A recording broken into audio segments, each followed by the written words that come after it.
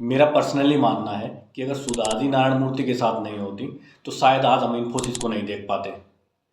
सुधाजी ने इन्फोसिस को स्टार्ट करने के लिए नारायण मूर्ति की जो पैसों से हेल्प की, उसको अगर हम एक साइड भी रख दें तो भी इन्फोसिस की इस जर्नी में सुधाजी के कंट्रीब्यूशन को भुलाया नहीं जा सकता।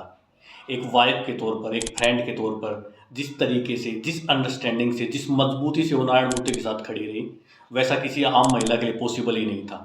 1978 में इन दोनों की शादी के बाद से इन दोनों के पास एक अच्छी जॉब थी और ये अच्छे से अपनी लाइफ जी रहे थे। लेकिन सॉफ्टवेयर डेवलपमेंट नारायण मूर्ति का पैशन था और 1981 तक आते आते वो एक सॉफ्टवेयर डेवलपमेंट कंपनी स्टार्ट करना चाहते थे। सुधा मूर्ति ने उनके इस पैशन को समझा और नारायण मूर्ति और उनके फ्रेंड्स को उनकी जो अब तक की 10,000 रुपये की सेविंग थी वो उन्होंने इन्फोसिस के सीड मनी के रूप में दी। उस 10,000 रुपये से स्टार्ट हुई इन्फोसिस आज एक $80 बिलियन की कंपनी बन चुकी है। साथ ही उस समय सुधा मूर्ति ने नारायण मूर्ति से कहा था कि अगले 3 साल के लिए घर का सारा खर्चा वो खुद उठाएंगे और नारायण मूर्ति पर घर की कोई रिस्पॉन्सिबिलिटी नहीं होगी। वो अगले 3 साल पूरी तरह से अपने बिजनेस को दे सकते हैं। आप एक बार सोच कर देखिए, ऐसी कितनी महिलाएं होंगी जो अपने पति को उसका पैशन फॉलो करने के लिए फैमिली रिस्पॉन्सिबिलिटी से पूरी तरह से फ्री कर देती हैं और सारी रिस्पॉन्सिबिलिटी खुद पर ले लेती हैं। सुधा मूर्ति बताती हैं कि इन्फोसिस स्टार्ट करने के बाद अगले 30 सालों तक वो कहीं भी छुट्टियां लेकर घूमने नहीं गए, क्योंकि नारायण मूर्ति के पास कभी टाइम ही नहीं होता था। वो हमेशा अपने काम में बिजी रहते थे। साथ ही सुधा जी ये भी बताती हैं कि नारायण मूर्ति साल में लगभग 200 दिन घर से बाहर रहते थे और काम के सिलसिले में ट्रैवल करते रहते थे। उन्हें बिल्कुल आइडिया नहीं था कि मैंने बच्चों की परवरिश कैसे की है।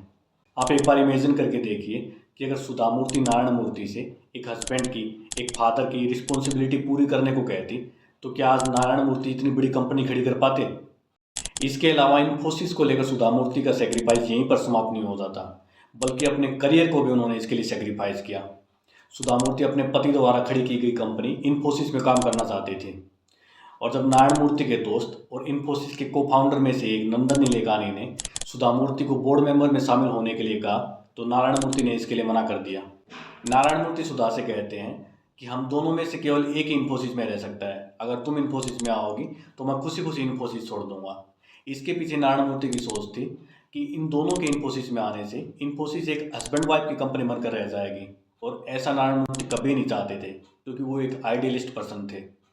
इससे सुधा मूर्ति को दुख जरूर होता है, लेकिन वो नारायण मूर्ति की खुशी उनके आइडियल्स और उनकी ड्रीम कंपनी के कारण इन्फोसिस में नहीं जाती।